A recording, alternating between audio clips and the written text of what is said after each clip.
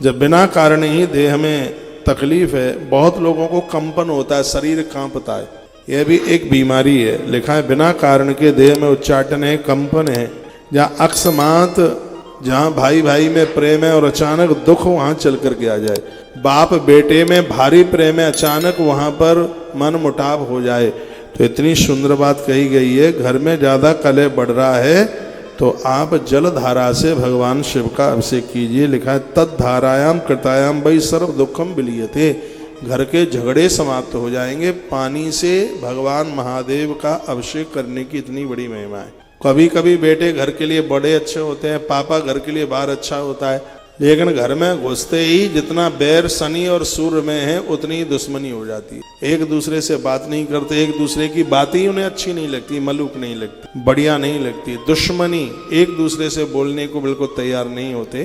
तो भगवान शिव कहते हैं कि तुम्हारे घर में कलह झगड़ा है, वो किसी का भी हो, घर में स्त्रियों का झगड़ा हो, पुरुषों का झगड़ा हो, तो भगवान महादेव गारंटी लेते हैं, कहते हैं मेरी पिंडी पर तुम जल की धारा छोड़ोगे, तुम्हारे घर के कलह को दूर करने की जिम्मेवारी मैं लेता हूँ। क्योंकि जलधारा शिव प्रिय, भगवान शंकर को जलधारा अति प्रिय। और मैं तो श्लोक पढ़कर और उसका व्याख्यान आपके बीच में कर रहा हूँ।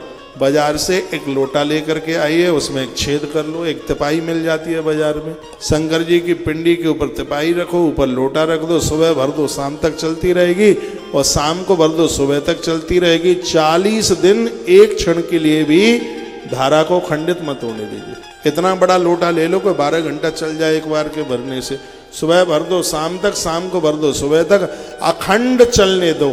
उस समय तो उनको अलग से पूजा करने की भी जरूरत नहीं है, बस उनको अखंड चलने दो। बीच में दिन में थोड़ा बेलपत्र चढ़ा दो तो भी तिपाही हटाने की जरूरत ही नहीं है बिल्कुल भी। वो तिपाही रख दो, ऊपर रख दो लोटा, लोटे में छेद, इतना बड़ा बर्तन आप रख दो, उसमें धारा चलती रहे एक गिलास से, उसी बर्तन को उसको खाली करते रहिएगा।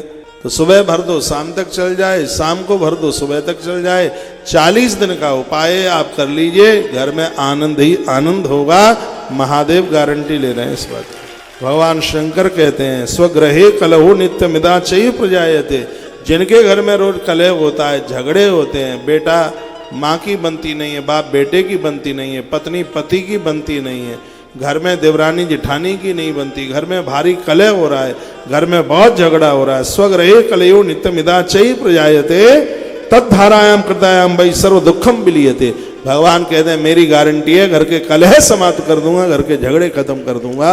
ये भगवान भोलेनाथ का वचन, क्योंकि जलधारा शिव प्रिय, भगवान शंकर को सबसे ज्यादा प्रिय है। तो जलधारा, खाली दूध से आप भगवान का अभिषेक करते हैं तो पूरा नहीं माना जाता, जब तक उसमें जल नहीं डालेंगे तब तक। आप गन्ने के रस से भगवान का अभिषेक करते हैं तो पूरा नहीं माना जाएगा, जब तक उसमें जल नहीं डालेंगे तब तक। भगवान शिव के महारुद्राभिषेक में पानी का, जल का होना बहुत ज्यादा जरूरी होता ही है। शंकर को जल ही ज्यादा प्रिय, उसमें ये नहीं कहा कि दुग्ध धारा शिव प्रिय, ये नहीं कहा कि गन्ने का रस धारा शिव प्रिय, उसमें ये लिखा है जल धारा शिव प्रिय। भगवान महादेव को जल धारा अति प्रिय है, इसलिए किसी भी वस्तु से आप अभिषेक करते हैं उसमें जल का मिलाना तो परम आवश्यक है ही। तो उन्होंने कहा तद्धारायाम कृतायाम वै सर्व दुखम विलीयते, मैं संपूर्ण दुखों का नाश कर देता हूँ। शत्रुणाम तापनार्थम च तैल धारा शिव पर, यदि तुम शत्रुओं से परेशान हैं, भगवान कहते हैं कि थोड़ा सा सरसों का तेल मेरे ऊपर चढ़ा करके आ जाइए। लिखा है सार सपई नैव तेलेन शत्रुनाशो भवेत् द्रोहो, इसलिए किसी के साथ द्रोह मत कीजिए। यदि हमने किसी को परेशान किया और ये किसी ने कर दिया तो हमारा सब सुबड़ा साफ हो जाएगा। इसलिए कभी किसी को, भगवान के भक्त को परेशान मत कीजिए।